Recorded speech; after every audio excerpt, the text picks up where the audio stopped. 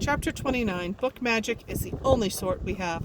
The room was far bigger than any of the offices Tilly had been so far, and hexagonal in shape. The floor was painted the same deep turquoise as the ceiling of the main hall, but the walls and the ceiling were all lined with beautifully intricate maps, pricked with constellations of tiny lights in different colors. "This is the map room," Amelia said, smiling. Tilly looked around and wondered, "What's it for?" "This is what your grandma looked after. These lights are all bookshops across the whole world. The white lights are bookshops where there are known book wanderers, the blue lights are national underlibraries, and the yellow lights are shops where we have no book wanderers to our knowledge, and the scarlet lights are those where there used to be book wanderers but aren't anymore. And the green lights are libraries. We have to keep track because, as you know, bookshops and libraries are key to book wandering," Amelia said, "and we must treasure the shops and libraries we have left." "How do you keep track of them all? Is that magic too?" Tilly asked. "I'm afraid not," Amelia said. "It's old-fashioned emails and letters and phone calls and admin. Book magic is the only sort we have at our disposal. The current cartographer, Arya, is in charge of our relationship with all the other underlibraries around the world, and she keeps abreast of what's going on, how many book wanderers there are in different countries, patterns, agreed international rules, that sort of thing. Go on, take a closer look. Here's the UK," Amelia said, pointing at a map centered on the wall. Tilly traced her finger down the map until she found London, a comforting cluster of glowing lights. Many were white, but there was also a smattering of gold and scarlet. A small glowing blue beacon identified the underlibrary itself. Next to every light was a tiny scroll of writing naming each shop. On the outskirts of the galaxy of London bookshops was one marked Pages and Company. In looping handwriting, it was shown bright white, and Tilly's heart glowed in tandem with the pinprick of light. "Is the bookshop you worked in with my mom on here?" she asked. Amelia took her over to the opposite wall, which was nearly all taken up with North America, and found a label that said, "Bennett and Eyre."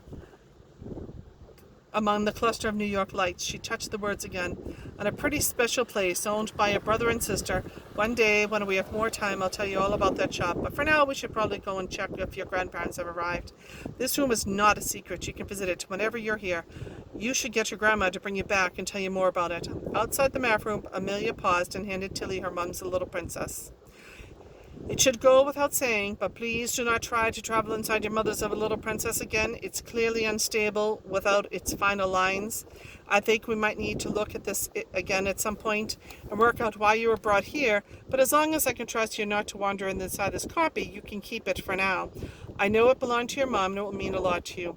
She looked intently at Tilly, who nodded in agreement, but silently thought that she needed to have a much closer look and work out why this book was different before she let anyone else examine it. They walked down the dim corridor into the main hall.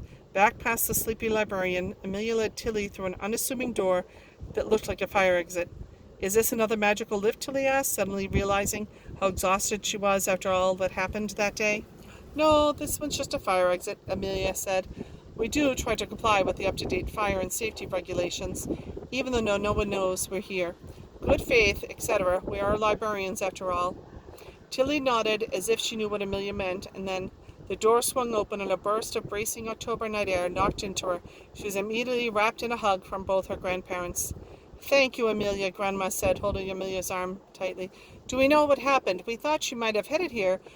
We would have thought in advance." She trailed off, realizing she said more than she had intended. "Don't worry, Elsie. I don't think it's any cause for concern," Amelia said. She paused. "I think that Tilly may have tumbled out here because of what I call a particularly strong connection to the underlibrary. So when something went wrong, she was pulled back here as a sort of protective measure. I wonder if Tilly's book wandering may have some unusual side effects." "Why would you say that?" Grandma asked slowly. "Just a hunch," Amelia said, looking at Grandma directly in the eye. Neither of them said anything more. "So what went wrong?" Granddad said. "The last page of my book had been torn," Tilly said.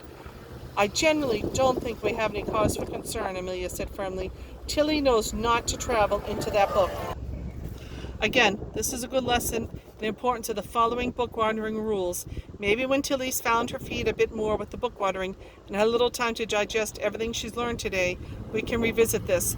But no reason to worry for now. Much more important to get her home, but maybe watch some TV tonight instead of reading a book. She smiled as she shook Granddad's hand and gave Grandma a warm hug. Tilly climbed into the back of the waiting taxi that had brought Grandma and Granddad to the underlibrary, and she was asleep long before they got back to Pages and Company.